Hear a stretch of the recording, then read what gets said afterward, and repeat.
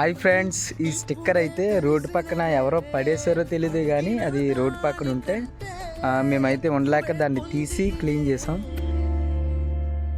నా చిన్న చిన్న ఆశలన్నీ అరిగితివి, కోరికలన్నీ తీర్చితివి, మూర్ఖుడని నీ విరిగిన కౌగిలిలో బంధించితివి.